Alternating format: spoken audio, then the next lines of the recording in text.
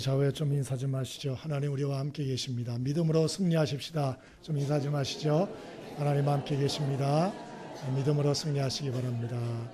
믿음으로 승리하시기 바랍니다. 이번 주 중에 김민숙 권사님 소천하셔서 교회장으로 장례를 집전하였습니다. 그리고 이런 장례를 집전할 때마다 생각이 항상 듭니다. 사람은 잠깐 왔다가 참 가는 순례자구나, 이런 생각을 종종 합니다. 영국의 존 버년도 철로역정에서 그런 말을 했습니다. 우리의 삶은 이 멸망당할 세상 장망상을 떠나서 참 천성을 향해 가는 긴 여정이다, 그렇게 말을 했어요. 그래서 우리의 신앙생활이 세상 사람하고 똑같은 것 같지만 그러나 예수 믿는 사람들의 삶은 같지가 않습니다. 그래서 우리 예수 믿는 사람은 참 이 세상 길을 벗어나서 좀 어떤 면에서 한 번도 가보지 못한 그러한 천성을 향하여 가는 이런 순례자의 길이다 라고 하는 사실을 좀 기억하시면 좋겠고요. 특별히 돌아오는 주는 추석 명절입니다. 그래서 민족적으로 대이동이 있을 터인데 또 고향도 찾고 이렇게 하셔야죠. 그러나 여러분, 우리는 하늘의 본향을 찾아가는 영적인 순례자라는 사실도 꼭 기억했으면 좋겠습니다.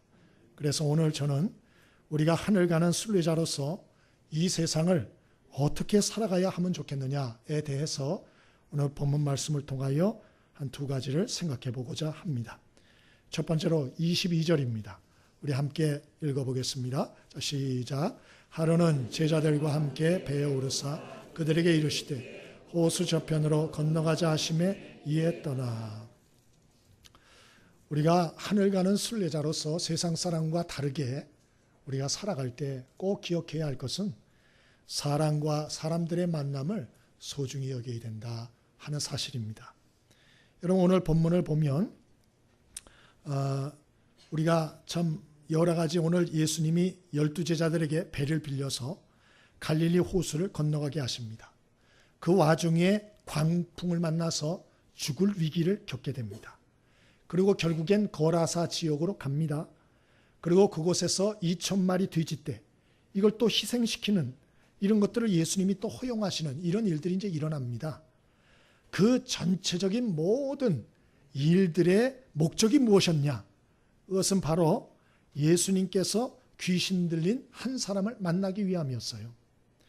예수님이 호수 저편으로 건너가자 말씀하시고 12제자들을 동원하시고 배를 빌리시고 또 그 오랜 시간을 거쳐서 갈릴리 호수를 건너게 하시고 광풍을 뚫고서 거라사 지역에 딱 도착하게 하셨는데 그 목적이 무엇인가?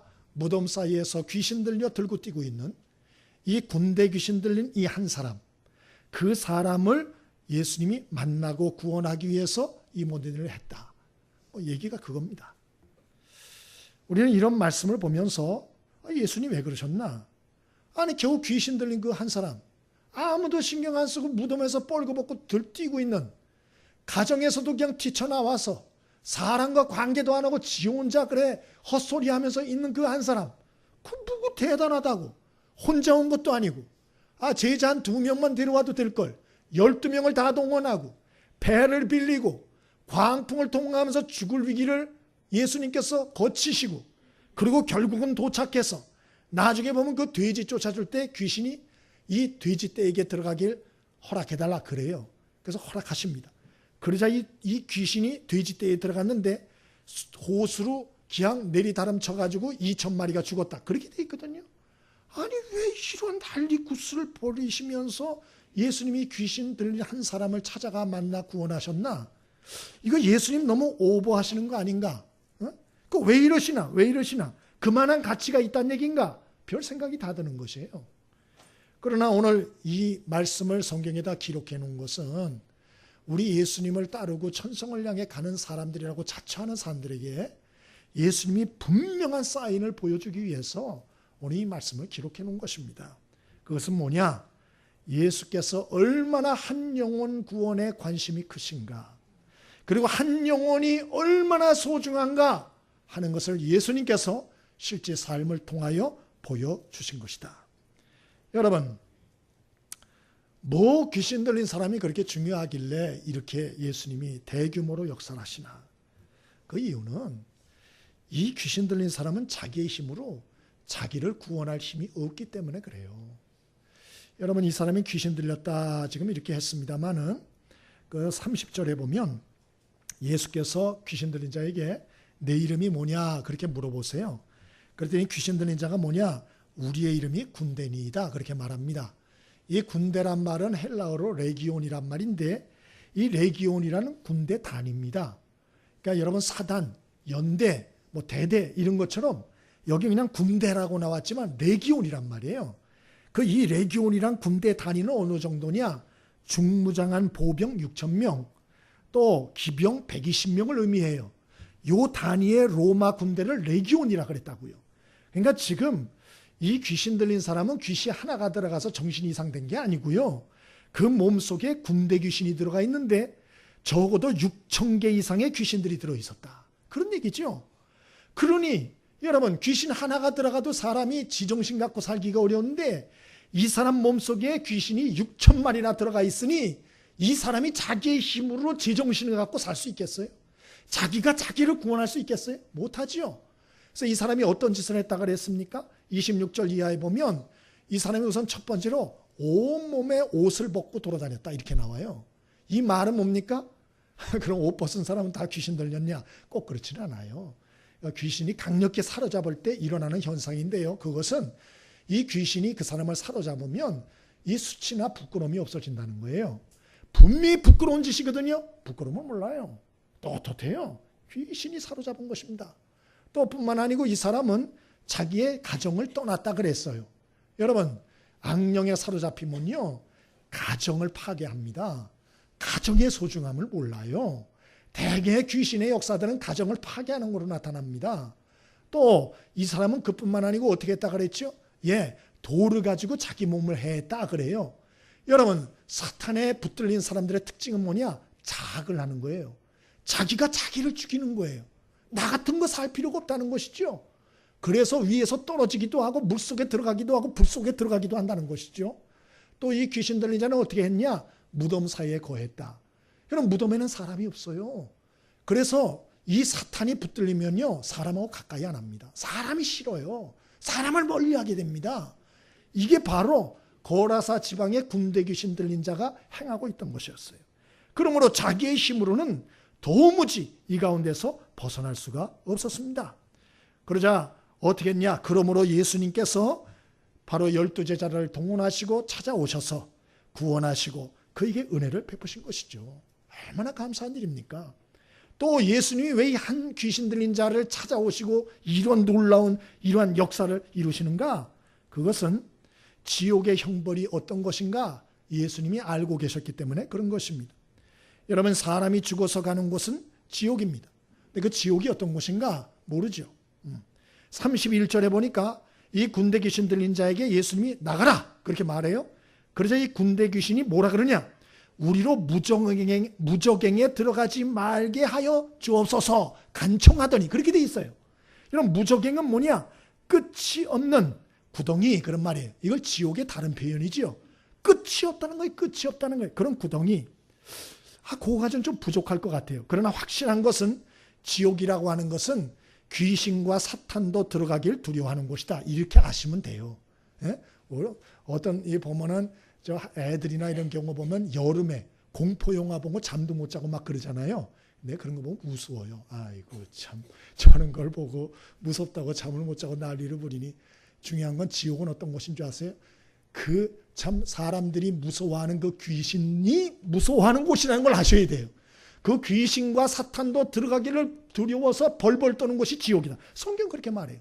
좀 더 말씀을 드리면 마가복음 9장에 예수님이 직접 말씀하신 것 두 가지만 말씀드리겠어요.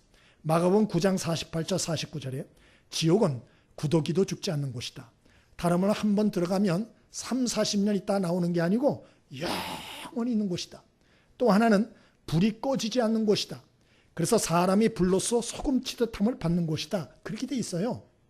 여러분, 다른 말로 하면 유황불이 타는 그러한 구덩이다 그런 얘기예요. 그 구덩이가 뭐 이런 작은 그런 게 아니고요. 피해 다닐 수 있는 게 아니고요. 완전히 전체가 다 불구덩이라는 거예요. 그것도 보통 뿔이 아니고 유황불이요. 연기가 항상 올라오는 유황불이 타는 곳이다. 여러분, 저는 불에 한번 대본 적이 있어요. 이 뒤꿈치를. 근데요, 그게 잘 치료가 안 되더라고요. 병원 다니면서 이리저리 치료를 하는데 잘 안 낫더라고요. 계속 진물이 나오고요. 얼마나 통증이 심한지 몰라요. 그거 한 2달 정도 넘어서 이렇게 치료가 된 것 같아요. 아직도 그 상처가 있습니다. 여러분, 사람이 당하는 고통 중에 화상의 고통은 제일 커요. 그 통증은 오래 갑니다. 굉장히 오래 갑니다. 지옥이 어떤 곳인가? 바로 이런 곳이다 라고 하는 것이죠. 그러므로 예수님께서 이걸 아시기 때문에 이 귀신 들린 자에게 예수님이 찾아오시고 그리고 귀신을 쫓아주시고 구원해 주셨다라고 하는 것이죠. 우리는 이것을 통해서 주님을 따르는 하늘 순례자들이 어떻게 살아야 되나 우리에게 가르쳐주는 것이죠. 그것은 어떻게 합니까? 한 사람을 예수님처럼 그 영혼을 불쌍히 여기고 소중히 여기고 그들과의 만남을 소중히 여기고 예수님처럼 그들을 구원하기 위해서 사랑으로 섬기는 삶을 살아야 된다. 오늘 성경은 우리에게 그걸 말해주고 있는 것입니다. 여러분, 우리도 어떤 면에서 6,000마리 귀신은 아니지만 우리도 사탄이나 어둠의 영에 우리 종으로 살던 사람들이에요. 그건 우리가 모를 뿐이지 우리도 붙들려 살던 사람입니다. 우리의 힘으로는 우리가 구원 얻을 수 없는 존재였다 그 말이에요. 내가 결심을 해서 예수 믿었다? 절대로 불가능해요. 그건 불가능해요. 불가능. 여러분, 악령의 세력이라고 하는 걸 몰라서 그래요. 그 세력은 인간의 능력을 초월합니다. 그 세력이 우리를 붙들고 있는데 어떻게 내 힘과 내 결단 가지고 예수를 믿습니까? 불가능한 일이에요. 예? 그러나 어떻게 우리가 구원을 얻었냐? 그러므로 예수님이 찾아와 주셨어요. 먼저 우리를 만나 주셨어요. 그리고 구원자로 우리가 영접하도록 도와주셨어요. 우리 주변에 우리를 위해서 중보기도하는 중보기도자들을 세워주셨어요. 또 우리에게 복음을 전하는 자를 하나님 붙여주셨어요. 또 말씀으로 우리를 양육해주는 양육자들을 붙여주신 거예요. 그래서 우리가 예수를 믿고 구원 얻게 된 것이에요. 많은 사람들의 수고가 있었다는 것이에요. 여러분, 그렇다면 이 사실을 하면 우리가 감사해야죠. 감사하구나. 이 6,000마리 귀신은 아닐지라도 나도 이런저런 악한 영들에 붙들려서 내 힘으로는 이 죄에서 자유하지 못하고 내가 지옥 형벌에 떨어질 수밖에 없는 자였으나 우리 주님이 불쌍히 여기시고 날 먼저 찾아와 주시고 사람들을 보내어서 나를 구원하게 하셨으니 감사하다. 그리고 우리도 다른 영혼들을 구원하는 일을 위해서 우리가 관심을 기울이고 살아야 하지 않겠습니까? 근데 문제는 우리가 싫어한다는 거예요. 영혼들을 관심 기울이고 사람 만나고 귀히 여기고 전도하고 이거 다 싫어해요. 그거 왜 그러나? 힘들어서 그래요. 힘들어서. 내 코가 석자니까. 사도행전 10장에 보면 사도 베드로도 마찬가지였어요. 유대인들은 지금도 이방인들하고 밥을 같이 안 먹습니다. 그리고 전도를 안 합니다. 유대인들은. 왜냐? 이 세상에 하나님이 구원하기로 선택한 사람은 유대인밖에 없다. 이렇게 생각을 해요. 이방인들은 다 지옥의 땔감으로 하나님 만들었다. 이렇게 생각하기 때문에 전도를 안 합니다. 전도를. 여러분, 하나님이 사도 베드로도 유대인이었기 때문에 이런 생각이 아주 강했어요. 예수를 믿었지만 하나님이 그 생각을 깨뜨리려고 그가 기도할 때에 3번의 환상을 보여주셨어요. 근데 이 사도 베드로가 그 환상을 보고도 안 깨지는 거예요. 그래서 하나님이 어떻게 하셨나? 이거 안 되겠다 싶어가지고 하나님이 구원하고 싶은 사람이 누구였냐? 이탈리아의 백부장 고넬료라는 사람이 있었어요. 이방인이잖아요. 그 사람을 구원하길 원했는데 말 안 듣는 거예요. 그래서 하나님이 아예 이 로마 이탈리아의 백부장 군대 장관 고넬료에게 환상을 보여줍니다. 그게 빠를 것 같아서. 그래서 그에게 지금 요빠에 가면 베드로라고 하는 자가 기도하고 있다. 너는 그를 초대해서 말씀을 들려달라고 해라. 이렇게 말씀을 해요. 그래서 고넬료가 종을 보내서 요빠에 있는 정확한 장소로 가가지고 우리 주인께서 베드로님을 초대하라고 하셨습니다. 부디 오셔서 좀 우리에게 말씀을 전해주시길 바랍니다. 이렇게까지 콕 집어서 얘기를 했어요. 그제서야 사도 베드로가 못 이기는 척하면서 갑니다. 그리고 그곳에 갔더니 세상에 고넬료가 친척 일가 다 모아놓은 거예요. 그런 말씀을 우리에게 달라는 거예요. 그래서 할 수 없이 사도 베드로가 말씀을 전합니다. 그때 성령이 그 가족 식구들에게 다 임했다. 할렐루야. 그게 사도행전 10장입니다. 그래서 이방인의 전도의 문이 그때부터 열리기 시작했다라는 얘기고요. 사도 베드로가 그때부터 하나님이 과연 사람을 외모로 취하지 아니하시고 하나님을 경외하는 자는 만국 중에서 하나님이 선택하사 그들을 구원하기로 작정하셨는 줄 내가 이제 아노라. 그렇게 고백을 하는 것입니다. 여러분, 우리에게도 이런 편견이 얼마나 많은지 몰라요. 사람을 볼 때 저 사람은 이래서 안 되고 저 인간은 저래서 한다고, 요 인간도 이래서 안 되고. 우리가 참 자기의 유형이 있다고요. 내가 가까이 하고 싶은 유형이 있고 멀리 하고 싶은 유형이 있어요. 근데 그러면 안 된다는 거예요. 예수님은 군대 귀신 들린 자를, 예수님은 갈릴리 호수를 넘어서 직접 찾아까지 하지 않으셨어요. 그러므로 저와 여러분에게 있는 사람에 대한 편견이 깨질 수 있게 되길 바랍니다. 미국에서 목회하시는 우리 한국 목사님 한 분이 이런 얘기를 하세요. 한 번은 이분이 이제 큰 교회 목사님이니까 그 대사관에서 식사 자리가 있었대요. 그 한인 사회의 유명인들. 그래가지고 거길 갔다는 거예요. 근데 옆에 딱 앉은 사람이 있었는데 이렇게 명함을 하나 주더래요. 그래서 이렇게 보니까 신호범 상원 의원 이렇게 돼 있더래요. 그러니까 여러분, 신호범 씨 아시죠? 굉장히 유명한 분입니다. 자수성가하고 미국에서 상원 의원으로 한국 사람으로 최초된 분이죠. 텔레비도 나왔어요 그때. 이분이 딱 주면서 그러더래요. 그래서 목사님을 잘한다고 그러더래요. 그래서 저는 아신다고요? 그랬더니 근데 저는 몰몬교도라고 그러더랍니다. 그래가지고 그러시냐고. 그러면서 이제 여러분이 식사하는데 제가 목사예요. 여러분도 목사예요. 옆에 있는 사람이 목사님 잘한다고 그렇게 말해놓고 저는 불교 신도라고. 그러면 여러분 그 얘기를 할 수 있어요, 없어요? 얘기할 주제가 많지가 않아요. 아니, 불교 신도하고 얘기할 게 뭐가 많습니까? 절에 가시면 요즘 어떠시냐고 이런 거 물어볼 거예요? 뭘 물어볼 거예요? 은혜 충만하시냐고 물어볼 겁니까? 할 얘기가 없지요. 그래서 이분이 이제 어떡하나 그랬더니 이분이 일장 연설을 하더래요. 자기가 옛날에 미군 부대에서 하우스보이였는데 그 군의관이었던 자기 양 아버지가 자기를 갖다가 입양을 해줘가지고 미국에 와가지고 대학까지 보내줘가지고 지금까지 살았다고. 근데 그 양부모님이 몰몬교도여서 자기가 몰몬교로 나가고 있다고. 거기까지 들었는데 그래 어쨌다고 그랬는데 그 다음 얘기를 하더래요. 그런데 어느 날 제가 기독교 TV를 보는데 목사님이 설교를 들었다고. 그럼 목사님이 설교를 듣고 내가 예수를 믿기로 결심했다고 그날. 그런데 중요한 것은 양부모님이 아직 살아계시니까 내가 기독교로 돌아가면 양부모님에 대한 배신 아니겠냐고. 그러니까 내가 돌아가신 다음에 내가 개신교로 돌아갈 테니까 목사님 그런 줄 알고 저를 위해서 좀 기도해달라고 그러더래요. 이 목사님 그 소리를 들으니까 눈이 커지더랍니다. 그래가지고 헤어질 때 이분이 어떻게 할까 하다가 내가 이제 뭘 좀 보내드리겠다고. 괜찮겠냐 그래도 괜찮다 그래서 주소를 받아줬고 다 해가지고 2년 동안 이 목사님이 매주 나오는 설교 테이프를 보내주고 설교 책자도 보내주고 신앙에 도움이 되는 설교 책자도 보내주고 이렇게 했대요. 이분이 그거를 보고 들으면서 믿음이 자란 거예요. 그 믿음이 자라서 어느 날 전화를 했대요. 전화를 해서 목사님 기뻐하세요 그러더래요. 왜 그러시냐고. 그랬더니 목사님 우리 양부모님께 제가 도저히 안 될 것 같아서 제가 사실은 여차여차해서 개신교로 가고 싶은데 괜찮겠냐고 물어봤다는 거예요. 그랬더니 그 양부모님이 종교는 자유라고 뜻대로 하라고 그러더라는 거예요. 그래가지고 땡큐 그렇게 얘기를 하고 결심을 하고 자기가 교회를 정했다고. 그래서 어느 교회를 정했냐고 그랬대요. 그랬더니 가까운 교회를 정했다 그러더래요. 그래서 시애틀에 있는 베다니 교회 거기를 나가기 시작해서 거기서 이분이 집사가 되고 나중에 장로님까지 되고 그래서 지금은 미국 전역에서 청소년들에게 복음을 증거하는 강연자로 쓰임받고 있다. 그래 얘기를 직접 하시더만요. 여러분 하나님이 그 사람에게 어떻게 역사할지 누구도 모르는 거예요. 아멘이십니까?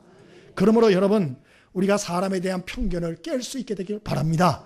비록 지금 불교도요 몰몬교도요 딴 어떤 상황 가운데 있다 할지라도 넌 됐어 제껴버리지 말고 끝까지 소망을 가지고 어떤 사람이든지 소중히 여기고 또 어떤 사람을 만나든지 이건 우연한 만남이다 이렇게 생각하지 말고 하나님께서 특별한 계획이 있어서 이 사람을 만나게 하셨구나 이런 마음을 가지고 여러분 최선을 다하여 그들을 돕고 섬기며 또 복음을 증거하는 저와 여러분의 인생 되어지기를 바랍니다.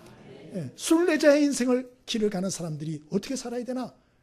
사람을 소중히 여기고 사람과의 만남을 소중히 여기고 살라. 그게 첫 번째입니다. 마지막 두 번째로 하늘 순례자가 어떻게 살아야 할까? 우리 23절로 25절까지 함께 읽어봅니다. 23절로 25절입니다. 자, 시작. 행선할 때에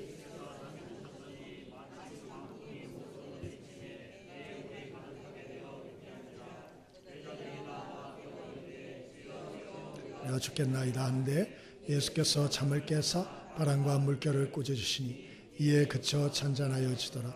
제자들에게 이르시되 너희 믿음이 어디 있느냐 하시니 그들이 두려워하고 놀랍게 여겨 서로 말하되 그가 누구이기에 바람과 물을 명함에 순종하는가 하더라. 아멘. 천성을 향하여 가는 순례자들이 우리가 꼭 알아야 할 것은 바로 사람을 소중히 여기고 사람과의 만남을 소중히 여겨야 된다. 그래서 하나님이 특별히 만나게 한 사람들이기 때문에. 두 번째로는 믿음을 견고히 하고 살아야 된다 하는 사실도 깨닫게 해줍니다. 예수님이 제자들과 배를 타고 드디어 거라사 지역으로 건너가려 했어요. 그런데 광풍이 호수로 내리쳤다. 그래서 물이 배에 가득하게 되어 위태하게 됐다. 이렇게 나오잖아요. 여러분 기억할 거 있습니다. 우리가 예수님과 함께하는 배에도 광풍이 몰아칠 수 있다는 거 기억할 수 있길 바랍니다.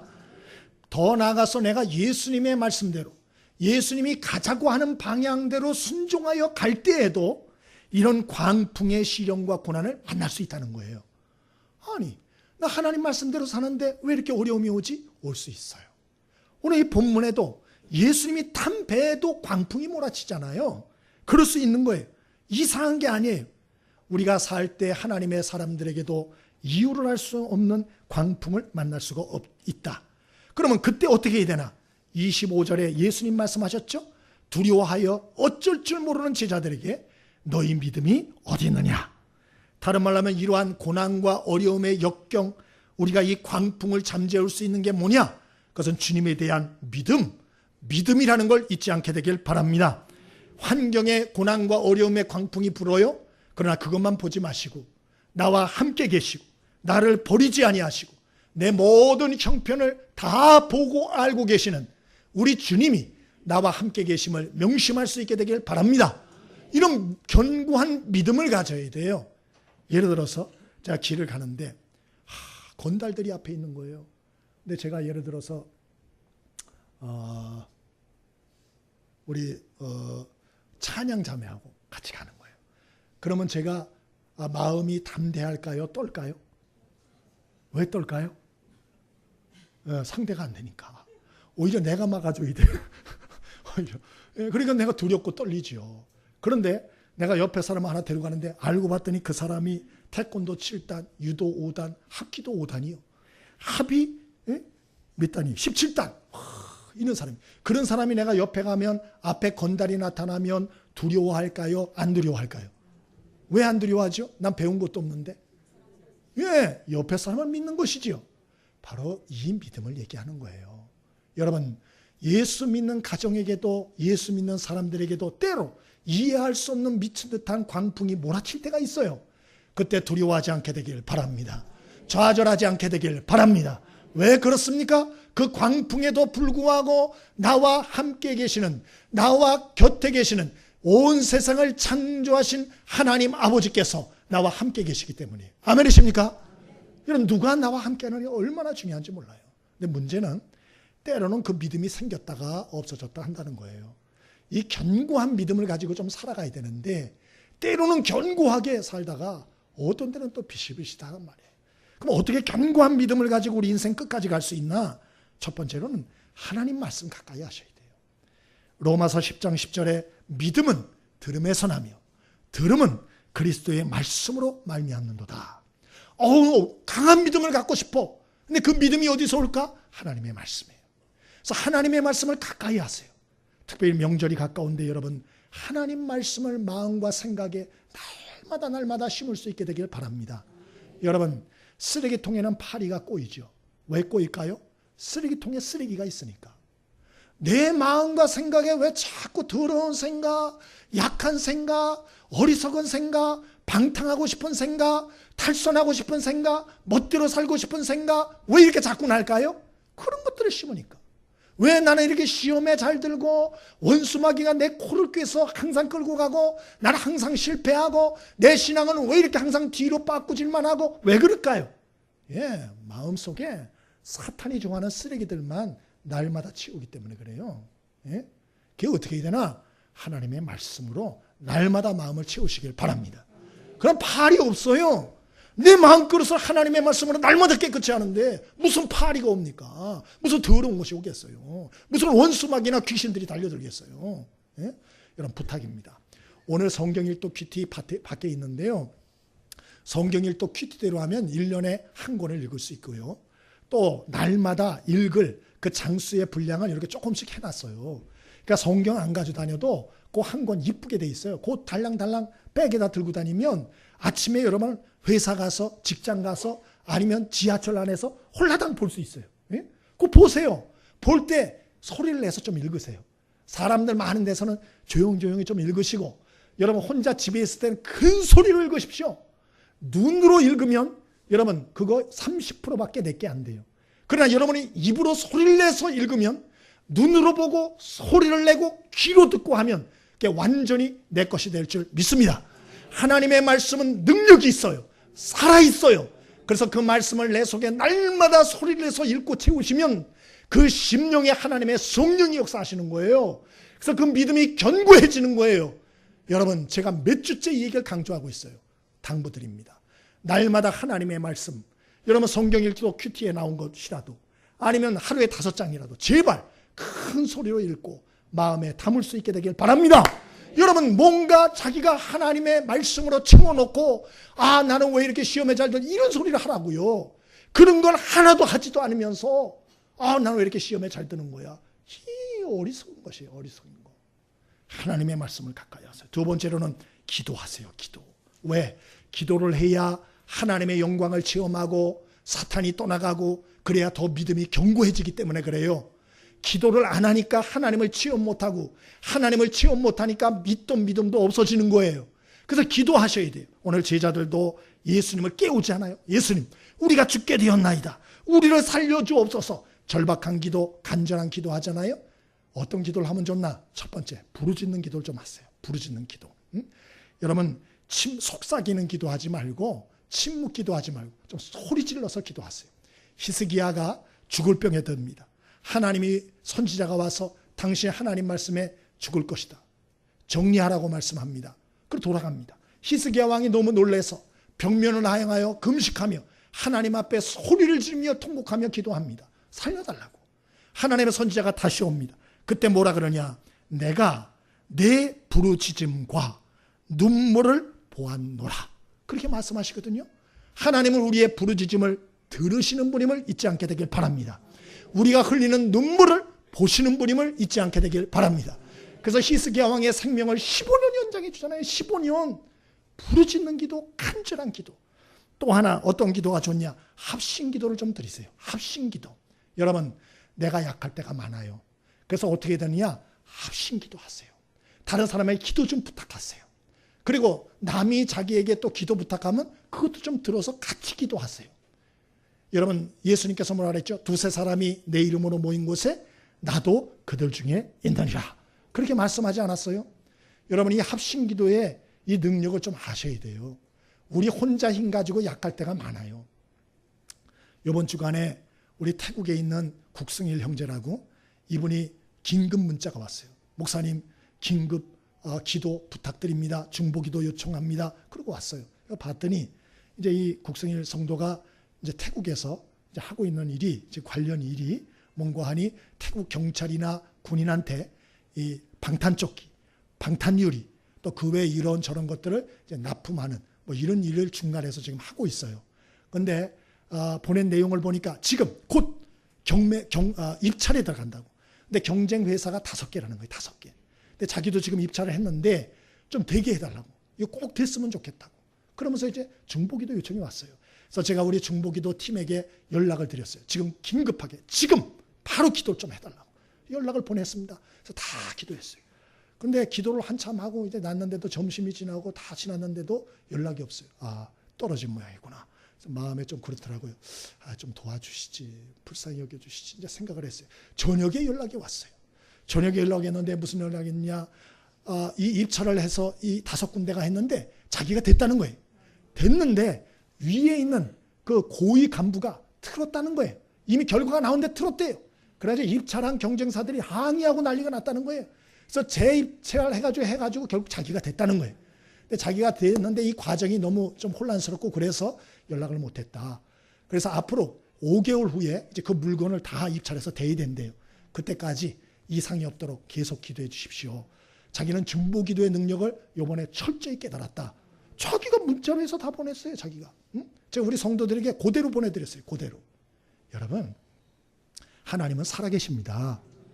어떤 분은 기도하는데도 왜 하나님 죽어 계신 것 같냐? 여러분 깊이 생각을 해야 돼요. 여러분의 기도 생활이 어떤지 생각해 볼 필요가 있고요. 그리고 자기가 능력이 약하면 좀 오픈해서 기도를 좀 부탁하세요. 나 이런 문제가 있는데 기도를 해다오. 목사한테라도 얘기를 하면 되잖아요. 근데 혼자 끙끙 앓다가 혼자 시험 드는 거예요. 혼자 탈선하는 거예요. 어리석은 사람이에요. 교회가 왜 있습니까? 여러분, 그러면 교회가 불교하고 다른 게 없어요. 불교는 혼자 가가지고 일천배하고요. 혼자 그냥 하다가 그냥 오는 거예요. 그러나 교회는 그런 곳이 아니에요. 교회를 왜 성도들이 매주마다 함께 모입니까? 함께 돕기 위해서죠. 그러므로 여러분, 어떤 절박한 기도 문제가 있거든요. 부끄러워 마시고 이런 믿을 만한 사람들, 기도팀에게 얘기할 수 있게 되길 바랍니다. 그리고 기도하고, 그리고 자기도 나중에 그 팀에 들어가서 남을 위해서 중보기도 해주면 될 거 아니에요. 해주면 뭐가 자존심이 상하고 뭐가 부끄럽단 말이에요. 자기가 코가 석자고 죽을 얘기했는데. 여러분, 합심 기도의 위력을 믿게 되길 바랍니다. 또 하나는 지속적인 기도를 좀 하세요. 지속적인 기도. 여러분, 어려움 당할 때만 죽겠다고 소리 지르고 그렇게 기도하지 말고 광풍이 내려치기 전에 좀 미리미리 기도할 수 있게 되길 바랍니다.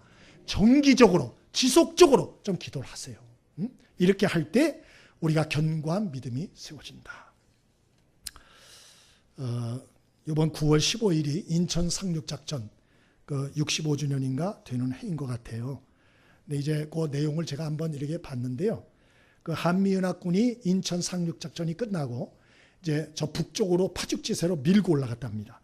그래가지고 이제 통일이 되나 보다. 바로 그 순간에 아시는 대로 중공군이 뭐 1, 20만이 온 게 아니라 수백만 명이 넘어왔잖아요.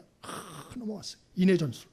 근데 이게 한쪽으로만 넘어온 줄 알았는데 여러 군데로 넘어왔더만요. 그래서 장진호라고 그 개마고원 쪽으로 대규모로 넘어와가지고 매복하고 있었대요. 십수만 명이. 근데 이거를 모르고 있었던 거예요. 그래가지고 미 3개 사단이 그걸 모르고 그쪽 지역으로 북진을 했답니다.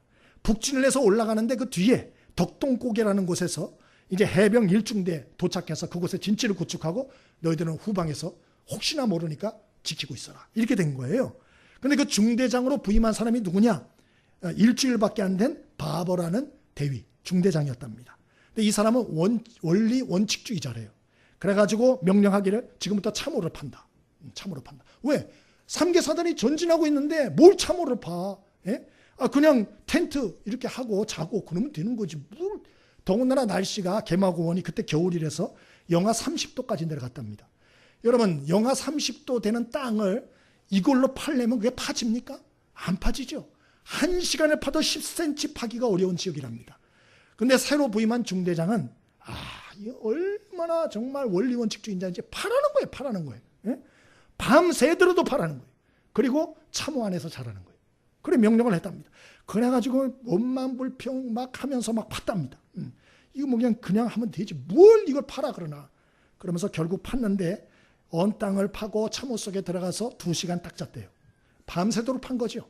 근데 다음 날 새벽 이 매복한 중공군이 대대적으로 공격을 시작한 거예요. 그래서 호수 주변에 포위하여 진쳤던 그 미 3개 사단이 다 포위당했어요. 탈출구는 어디냐? 딱 한 군데. 덕동고개 그 중대가 위치하고 있는 그곳이에요. 그래서 그곳으로 이제 후퇴하기 시작하는데 중공군이 이걸 알고 집중 포격했답니다. 근데 이 참호 진지를 너무 깊이 구축을 해놔가지고 이 바버 대위가 이끌던 중대는 그것을 지키는데 중대원이 몇 명이냐? 270명이. 몇 명을 죽였나? 중공군은 4,000명 이상을. 5일 동안 버티면서 거기를 지켜냈다는 거예요. 그래서 미 3개 사단이 다 퇴각할 때까지 거기를 지켰다. 그래서 흥남 부두에 와서 철수 가능하게 만들었다. 그 얘기가 나오더만요. 만일 그때 이 중대가 그 참호를 파지 않았다면 어떻게 됐을까? 텐트에서 잤으면 어떻게 됐을까? 예, 그 중대원 270명 다 죽었습니다. 뿐만 아니고 후퇴하는 미 3개 사단 매복에 걸려서 다 죽었을 것이라. 3개 사단이면 숫자가 얼마나 될까요? 어마어마할 거예요. 어마어마할 거예요.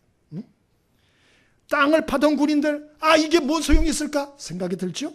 그러나 그것을 함으로 인해서 자기들도 살고 남을 살린 것이에요. 저는 우리의 인생에도 하나님의 사람들도 하늘 순례자로 살 때 이러한 말씀과 기도의 진지를 깊이 파지 않는 성도들을 많이 봅니다. 여러분, 제가 여러분에게 드리는 말을 그냥 여러분 드리는 말이라고 생각하지 말고 여러분의 평생 마음에 새길 수 있게 되길 바랍니다. 여러분이 하나님의 말씀과 기도로 자기의 삶의 진지를 깊이 안 파면 여러분 이런 광풍이 몰아칠 때 다 쓰러질 것입니다. 다 쓸려갈 것입니다. 그리고 자기만 죽지 아니하고 남까지 죽이는 사람이 될 수 있다는 걸 명심하세요. 명심하세요. 그래서 말씀과 기도의 진지를 좀 깊이 파라. 특별히 명절이 가깝기 때문에 염려가 돼요. 벌써 마음이 풀려서 막 이럴까 봐. 여러분 이럴 때일수록 말씀과 기도의 진지를 더 깊이 파셔서 저와 여러분이 하나님 앞에 끝까지 쓰임받고 저 천성을 향한 하늘 우리 순례자의 이 삶을 흔들림이 없이 나가서 하나님께 영광 돌리는 저와 여러분의 인생 되어지기를 바랍니다. 우리 김인